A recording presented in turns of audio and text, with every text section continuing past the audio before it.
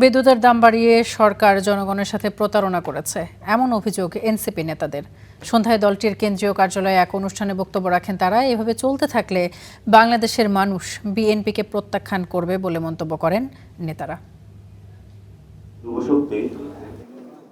জাতীয় বাজেটে তারুণ্যের অংশীদারত্বের সম্ভাবনা, চ্যালেঞ্জ ও করণীয় শীর্ষক এই সেমিনার।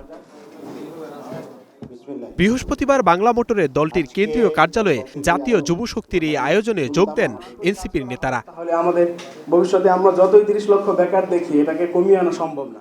বক্তারা বেকারত্ব দূরীকরণে তারুণ্য নির্ভর বাজেটের বিষয়ে তাদের মতামত তুলে ধরেন।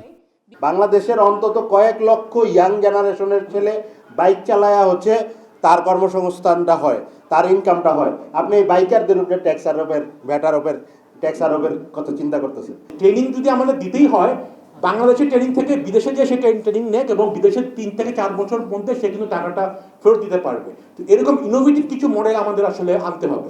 মুখপাত্র আসিফ মাহমুদ সজীব ভুইয়া অভিযোগ করে বলেন, হাসিনার পথেই এগুচ্ছে সরকার। সরকার প্রথমে বলেছিল যে তারা বিদ্যুতের দাম আগামী 2 বছর বাড়াবে না।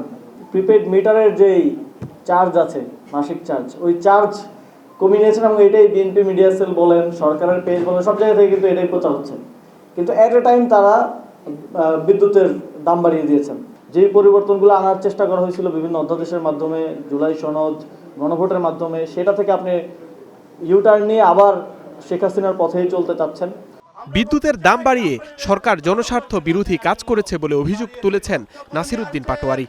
দয়া করে বিদ্যুতের দামটা কমিয়ে দিন, দয়া করে জ্বালানি সংকট সুন্দরভাবে সমাধান করুন। বৈশ্বিক বাজারে হলো তেলের দাম কমে, আর বাংলাদেশে হলো একবার বৈশ্বিক বাজারের হলো উসিলা দিয়ে বাড়ায়, কিন্তু এটা হলো কখনোই আর নিচের দিকে হলো নামানো হয় না। পরে বাংলা মোটর কেন্দ্রীয় কার্যালয়ের সামনে থেকে শাহবাগ পর্যন্ত মশাল মিছিলে যোগ দেন নেতাকর্মীরা। Zisan Ahmed, Star News, Dhaka.